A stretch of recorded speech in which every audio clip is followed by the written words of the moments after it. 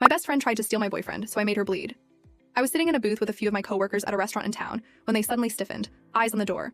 I turned to see what they were staring at, and the blood instantly drained from my face. It was my husband, Lucas, and my best friend, Jade.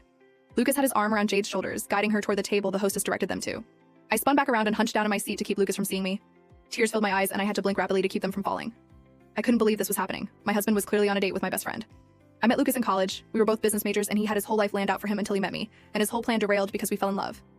When I brought him back to my hometown, he immediately hit it off with Jade. I thought they got too close too fast, but Jade always laughed off my concerns, teasing me for being jealous. My family instantly fell in love with him, and our relationship deepened after that first visit. Jade started hanging out with us all the time.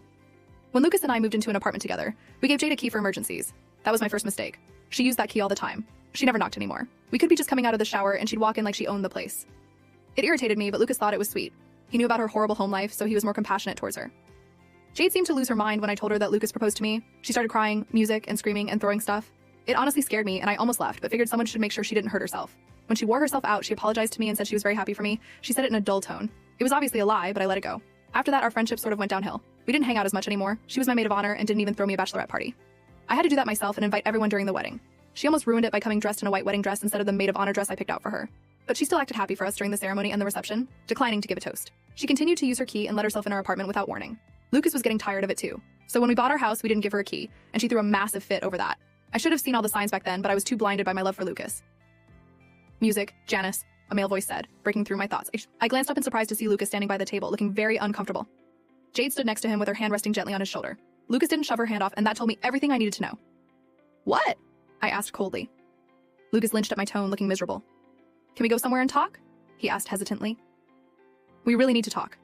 I glanced at Jade, irritated at the smirk on her face, and sighed, turning to my coworkers. Give me a music few minutes, I said, standing. I followed Lucas and Jade to the parking lot out front. My foot started tapping impatiently against the asphalt. What? I demanded sharply.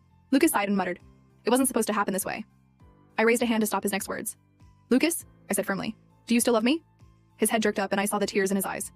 Yes, he cried. Jade rolled her eyes and stepped in front of Lucas, glaring at me.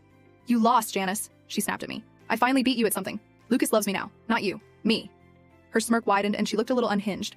She took a step closer to me and lowered her voice so I was the only one to hear her. And you have no idea what this man will do for me? I got your husband and next we'll be coming for the kids. You'll have nothing, Janice, because you are nothing. Anger filled me so sharply that I saw red and kind of blacked out for a minute. The next thing I knew, my fist was throbbing and Jade was on the ground, wailing and bleeding from her nose. Lucas stared at her for a moment, lip curled in disgust, and fell to his knees in front of me. Please, I'm so sorry. Take me back, he begged. I stared at him and realized I didn't feel anything for him. I just felt cold and numb. No, I said coldly, heading back into the restaurant.